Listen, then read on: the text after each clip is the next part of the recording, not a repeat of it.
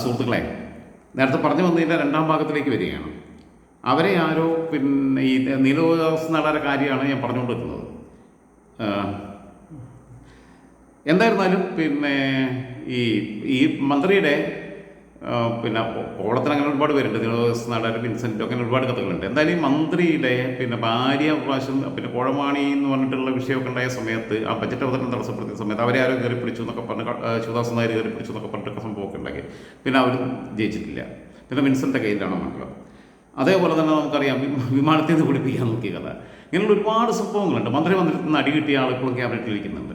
ഇതൊക്കെ ഞാൻ പറയുന്നത് പിന്നെ ഒരു കുടുംബം കലക്കാൻ അല്ലെങ്കിൽ വേറെ രീതിയിൽ താല്പര്യമില്ലാത്ത ആളുകളെ പിന്നെ അറ്റംപ്റ്റ് ചെയ്തോ, ശ്രമിച്ചോ, ചോദിച്ചു നോക്കിക്കോ. സെക്ഷൽ ഫേവർ ചോദിക്കുന്നതിന് കുഴപ്പമൊന്നുമില്ല.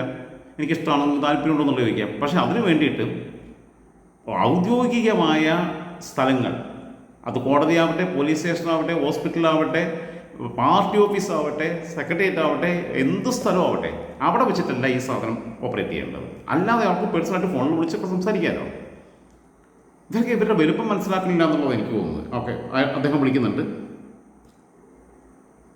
ആ ചേട്ടാ, ഓക്കെ ഓക്കെ.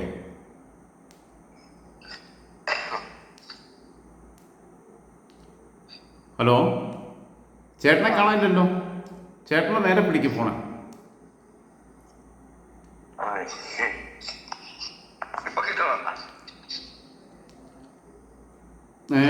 ഇപ്പോഴും ഇല്ല, കാണുന്നില്ല. ഫോണ് കയ്യിലല്ലേ പിടിച്ചേക്കുന്നത്? ലൈറ്റ് ഇട്ടിട്ടില്ലേ? ആ, ലൈറ്റ്. എത്ര വയസ്സുണ്ട് ചേട്ടന്? ആ, ഇപ്പം കാണാം. ചേട്ടാ, സത്യത്തിൽ എന്താണ് സംഭവിച്ചത്? ഈ പിന്നെ നിങ്ങൾക്ക് മോശപ്പെട്ട അനുഭവം ഈ ജഡ്ജിയുടെ അടുത്തുനിന്നുണ്ടായെന്നുള്ളത് സത്യമാണോ? ഉണ്ട്, പിന്നെ സത്യമാണ്. എത്ര വയസ്സുണ്ട് ചേട്ടനിപ്പം? 60 കഴിഞ്ഞു. ഏത് കാലത്തായിരുന്നു ഇങ്ങനെ പുള്ളിയുടെ അടുത്ത് ഇങ്ങനെ അനുഭവം ഉണ്ടായത്? 2023. സത്യസന്ധമായ കാര്യങ്ങൾ പറയാമോ? ഇതൊക്കെ നുണയാണെന്നുണ്ടെങ്കിൽ, കാരണം അപ്പോൾ അതായത് 58 വയസ്സുണ്ടാക്കാം, നുണയാണെന്നുണ്ടെങ്കിൽ പിന്നെ അത് വേറെ കുറേ ഇതിലേക്ക് പോകും. ഇപ്പൊ 60 വയസ്സ്, നടന്നത് 58-59 വയസ്സിൽ. ആ സമയത്താണ് നിങ്ങൾക്ക് പിന്നെ നിങ്ങളടുത്ത് എങ്ങനെയാണ് പുള്ളി പിന്നെ സമീപിച്ചത്? ചേമ്പറിൽ വെച്ച് എന്റെ ഈ മാവൊക്കെ വന്ന് തട്ടും, എനിക്ക് ഉമ്മ തരും, അങ്ങനൊക്കെ. ചേമ്പറിൽ വെച്ചിട്ട്? ചേമ്പറിൽ, അദ്ദേഹത്തിന്റെ ചേമ്പർ. ആ, അദ്ദേഹത്തിന്റെ.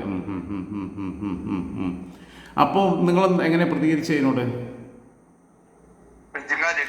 നമുക്ക് എന്തെങ്കിലും ചെയ്യാൻ പറ്റുമോ? കാരണം ഞാൻ ഡെയിലി വേക്കസൊക്കെ നിന്ന് കൊടുക്കുക, അല്ലാതെ ഒരു മാർഗമില്ലാത്തൊരു ഗതികേട്ടിലായിപ്പോയി.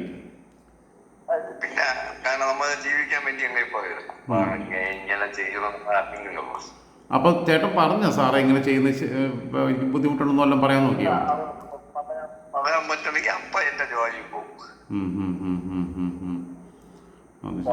ജഡ്ജിയുടെ സ്വഭാവം നമുക്കറിയാം. അതുകൊണ്ട് ഇപ്പം അതൊക്കെ നീ എന്റെ പേര് കേസാക്കണമെങ്കില്ല. നിങ്ങൾക്കെതിരെ എന്തൊക്കെ കേസായിരുന്നു കൊടുത്തേ? എന്റെ പേര് അതൊക്കെ ഒന്നും കൊടുത്തില്ല. ഇപ്പം ഈ ഇങ്ങനൊക്കെ ഇങ്ങനെ എന്റെ പേര് വിജയസൊക്കെ കേസ് കൊടുത്തു ശ്രീരാജ് ഇപ്പം നെറ്റിക്കും ഇപ്പം പറയുന്നുണ്ടല്ല. ശ്രീരാജ് വിജയസ് കോടതിയിൽ പോയി, ഞാൻ വിജയസ് ചിഹ്നവും കാര്യമൊക്കെ പറഞ്ഞ് അങ്ങനെ പൈസ ഒന്നും ഉണ്ടാക്കിയിട്ടില്ല. ഞാൻ പറഞ്ഞിട്ടുണ്ട് വിജയസ്. അവരെന്നാ ചോദ്യമൊക്കെ ചെയ്തു. പിന്നെ അവർക്ക് മനസ്സിലായി ഭൂമകത്താണ്.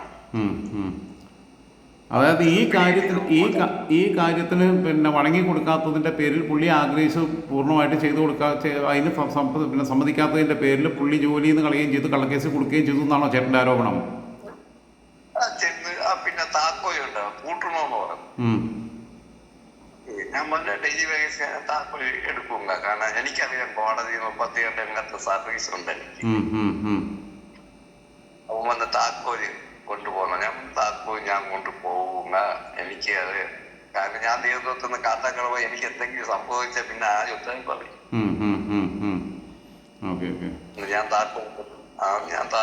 ഞാൻ വണ്ടി പോണ വണ്ടി ഒരു അപകടം സംഭവിച്ചു. കോടതി കൃത്യം തുറക്കട്ടെ. അതെ. അപ്പം ഈ താക്കോല് കൊണ്ടുപോകാൻ പറഞ്ഞത് എന്തിനായിരുന്നു ഊഹിക്കുന്നത്? അദ്ദേഹത്തിന് എന്തെങ്കിലും ആയിരിക്കണം.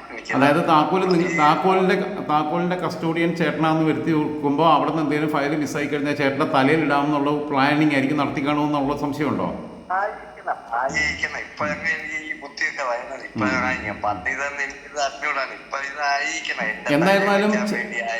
എന്തായാലും പുള്ളിയുടെ നിർബന്ധപ്രകാരം ചേട്ടനെതിരെ കേസ് കൊടുക്കുകയൊക്കെ ചെയ്തെന്ന് പറയുന്ന ശ്രീലാലിൻ്റെ വൈഫും ഒക്കെ ബാക്കിയുള്ള നിയമപോരാട്ടത്തിലേക്ക് നീങ്ങുകയാണ് പിന്നെ പുള്ളിക്കെതിരെ. അപ്പൊ അങ്ങനെ വരികയാണെങ്കിൽ ചേട്ടനും അതിന്റെ കൂടെ നിൽക്കുമോ?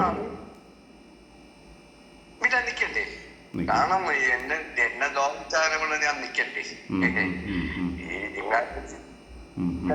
വിടാൻ പറ്റും, എനിക്ക് എന്ത് ജോലിയും പോണം.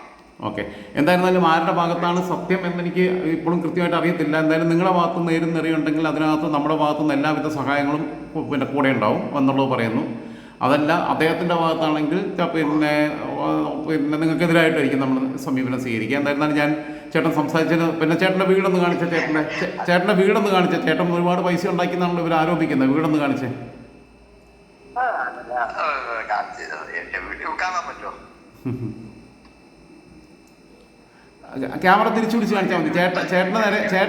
ചേട്ടന് നേരെ പിടിക്കാതെ വീടിനകത്തെ കാഴ്ച ഒന്ന് കാണിച്ചാൽ മതി. വലിയ കൊട്ടാരമൊക്കെ ഉണ്ടാക്കിയിട്ടുള്ള ആരോപണങ്ങളാണല്ലോ വന്നേക്കുന്നത്.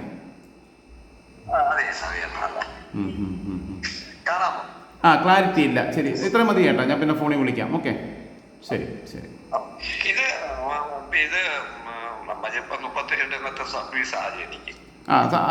നമുക്ക് പിന്നെ വിശദമായിട്ട് സംസാരിക്കാം ചേട്ടാ, കേട്ടോ. ഓക്കെ, ശരി ചേട്ടാ. ഓക്കെ, ഇതാണ് സ്ഥിതി. ഇതിൻ്റെ സത്യാവസ്ഥ പുറത്തു വരേണ്ടതുണ്ട്. കാരണം നമ്മളെ അവസാനത്തെ പ്രതീക്ഷയാണ് ജുഡീഷ്യറി. ആ ജുഡീഷ്യറിക്കകത്ത് ഏതെങ്കിലും പുഴുക്കുത്തുകൾ, പണ്ട് ജസ്റ്റിസ് ജവഹർലാൽ ഗുപ്ത, നമ്മുടെ ചീഫ് ജസ്റ്റിസ്, കേരള ഹൈക്കോടതിയിലെ ചീഫ് ജസ്റ്റിസ് ഒക്കെ ആയിരുന്ന ജവഹർലാൽ ഗുപ്ത, അദ്ദേഹത്തിൻ്റെ കൂടെ ആ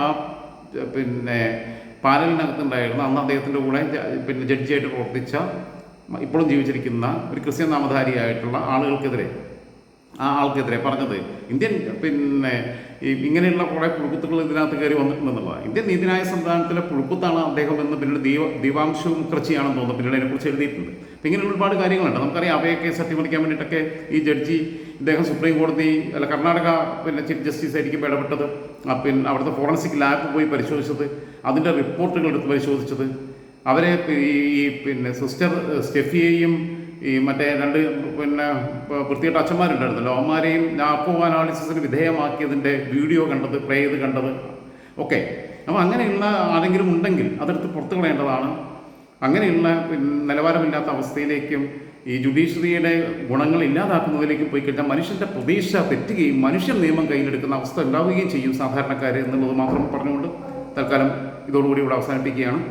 ബാക്കി വിവരങ്ങൾ കിട്ടുന്നതിനനുസരിച്ച് നിങ്ങളോട് അപ്ഡേറ്റ് ചെയ്യും.